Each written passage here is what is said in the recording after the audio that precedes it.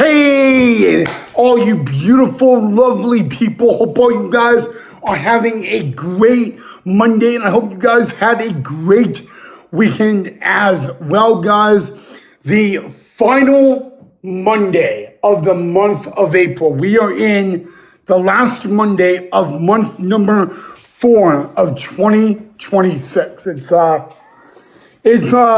kind of feels like just yesterday it was the beginning of April, and I mean we still got a few more days, but we are on the last Monday of April, and I don't know what to say. I mean, yesterday feels like it was just the beginning.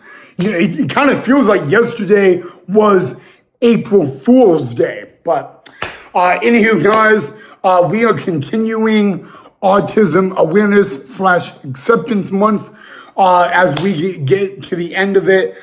In yesterday's video, we talked about my high school life. And if you guys have not seen that video, go check it out on YouTube. But in today and this episode, we are going to take a look at my adult life.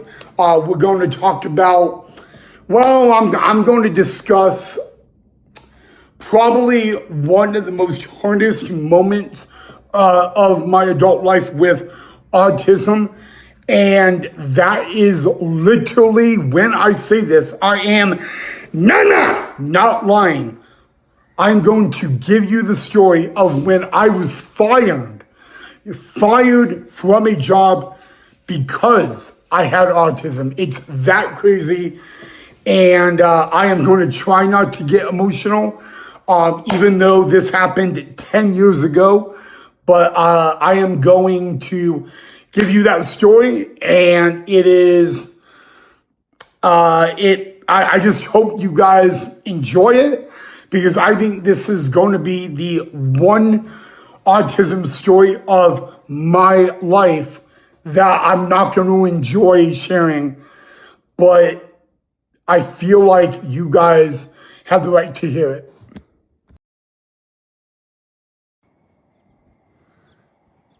Hi, Wrigley.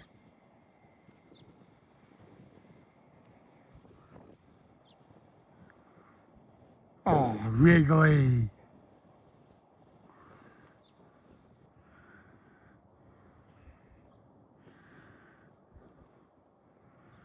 Oh, Wrigley. Are you going to roll around?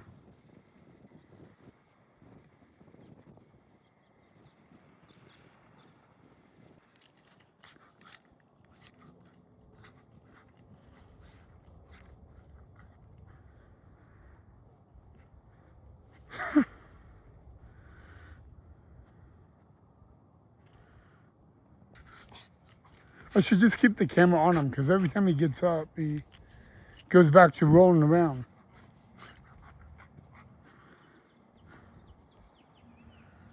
See if he does it again. He may not. Okay, so first and foremost, guys, let me know what you guys think of this background. If you guys want to see me use this background for the remaining of the month of April when I share my life story with autism. So let me know down below in the comment if you guys like this background. Yeah, let's get into it, guys. So my very first job I got paid for, okay, was a camp counselor with the city of Boise with summer camps at Parks and Rec.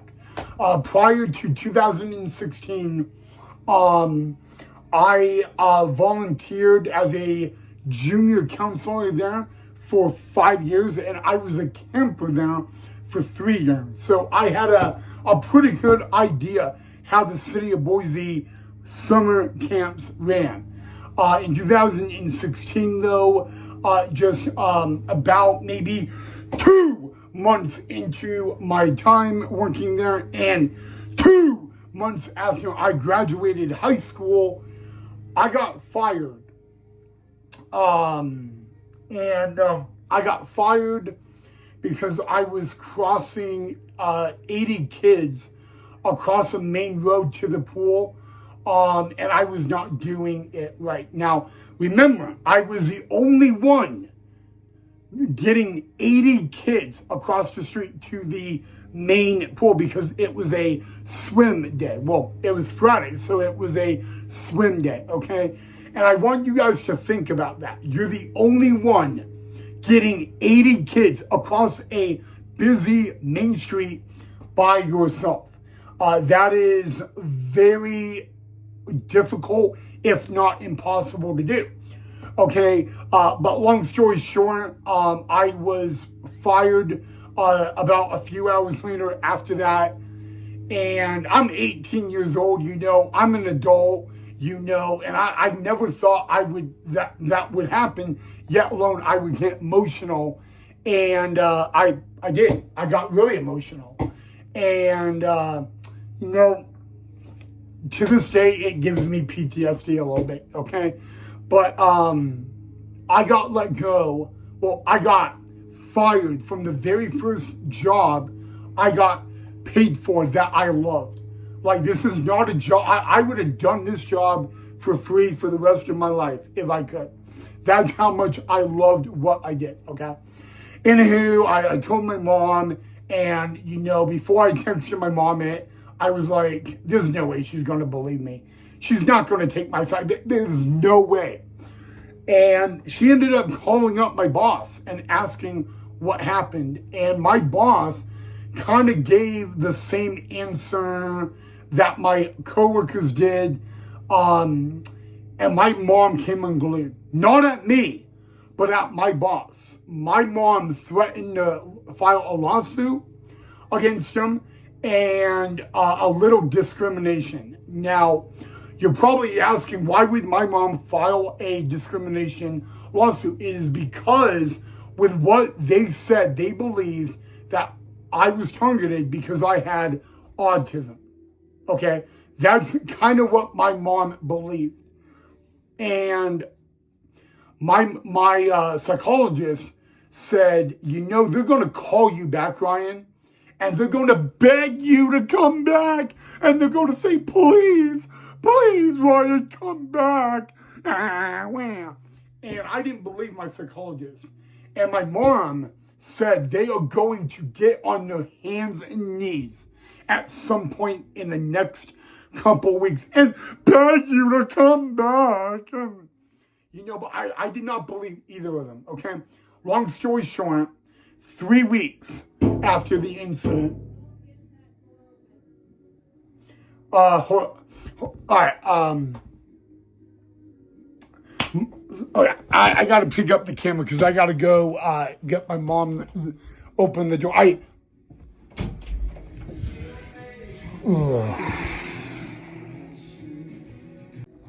Okay, guys, sorry, I had to pause it, but it doesn't let me pause it to continue, so I had to use a different background. But anyway, long story short, I didn't believe my mom or my psychologist that they were going to beg me to come back, like, please.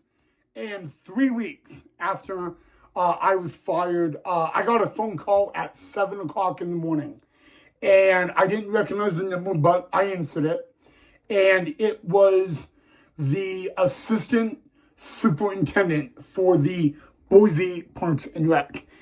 And lo and behold, they were begging me to come back to do 2 days a week, okay? And again, this is 3 weeks after I got fired. I got shown the door pretty much. And I have never said this to anybody in my entire life until this moment. And at that moment, there was so much I wanted to say. And there was, and I let my ego and my emotions get the best of me. And I told them to drop dead. To F off. Okay. And it's very rude, I know. But when my mom heard me say that, because my mom was right across at the table, my mom kind of had a grin on her face. I'll never forget it. Okay. And when I got off the phone, because I just hung up on him after that, my mom's like, you know what, payback's the B word sometimes, isn't it? But yeah, guys, kids, if any of you are watching this episode or in the workplace, nana, and not ever do that, okay? It is disrespectful. I was 18 years old and I let my ego and my emotions get the best of me, okay? And you know what? It's unfortunate that I got fired and let go because I have autism. Yes, it's really sad. It's really unfair. Maybe in a way it is a discrimination, okay? But at the end of the day, I was not professional on that phone call. I was the jackass on that phone call because I said those two things. And even though I could have handled it and I could have been a whole lot more professional, my ego, my emotions got the best of me, okay? And and it had been 3 weeks. Again, you got to think about that. So if you ever are in a scenario that I was, do not do what I did. Okay, it's 1,000,000,000% unprofessional, and then you're the jackass, and then you're the idiot. Excuse my language. Okay, but you know what, guys? Since then, I have had 6 paid jobs, and all 6 of them I have loved with all my heart. That does not count my YouTube job. It doesn't count that. And you know what? I guess the only quote that would fit this is life goes on or life moves on. But every time I talk to someone about me getting fired because I had autism, whether I'm giving a speech at my middle school about it or high school about talking my life with autism, I always say, don't do what I did, okay? Don't become the idiot when they beg you to come back, because then you're the idiot on them and they're not, okay? I always say, do not let your ego or your emotions get the best of you, because maybe later on you will look back at it and then call yourself the idiot. And yeah, it's not the best thing to do. But again, I was 18 years old, okay? And even though I was a adult, yep, I know, I was still acting like a child, okay?